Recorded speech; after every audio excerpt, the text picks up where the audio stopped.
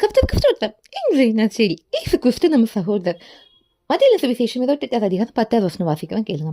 அப்பொழுது இயேசு அவர்களை நோக்கி, பயப்படாதிருங்கள், நீங்கள் போய் என் சகோதரர் கலிலியாவுக்கு போகும்படி அவர்களுக்கு சொல்லுங்கள், அங்கே அவர்கள் என்னை காண்பார்கள் என்றார். இயேசு கிறிஸ்து ஸ்திரீகளை பார்த்து இதை சொன்னாங்க. என்ன சொல்றாங்க? என் சகோதரருக்கு போய் சொல்லுங்கன்ட்டு. அதாவது சீஷர்கள் போதகர் இப்படிலாம் ஃபஸ்ட்டு இருந்துச்சு. நம்ம யோவானில் பார்க்கும்போது இயேசு கிறிஸ்து ஸ்நேகிதருங்கிறாங்க. இங்கே இன்னும் ஒரு படி மேலேயா ரத்த சம்பந்தமான உறவாய் சகோதரன் சொல்கிறாங்க. நம்ம கூட பிறந்தவங்களே சகோதரன் சொல்லுவோம் இல்லையா? மற்றவங்களே சொல்லுவோம். ஆனால் கூட பிறந்த பிறப்பேடு சொல்லுவோம் நம்ம ரத்த சம்பந்தம்ன்ட்டு. இன்னைக்கு இயேசு கிறிஸ்து தம்முடைய ரத்தத்தை செஞ்சு நம்மளை அவருக்கு சகோதரியாக மாற்றிருக்காரு. எவ்வளோ பெரிய பாக்கியம். நீங்கள் கவலைப்படாதீங்க, ஐயோ எனக்கு யாருமே இல்லையே, என் கூட யாருமே பிறக்கல, எனக்கு அண்ணன் தம்பி இல்லையே, நாங்கள் 3 பேர் பொண்ணாக இருக்கலாம்னு சொல்லலாம், இல்லை நான் ஒட்டைக்கு ஒரு பையன் சொல்லலாம். இன்னைக்கு ஏசு கிறிஸ்து உங்களுக்கு சகோதரராக இருக்காங்க. எவ்வளோ பெரிய பாக்கியம் இல்லையா? உங்களுக்கு ஒரு மூத்த சகோதரன் உண்டு, ஏசு கிறிஸ்து. உங்களுக்கு என்ன தேவை எல்லாமே அவர் செய்வார். அதனால கலங்காதீங்க, சோர்ந்து போகாதீங்க.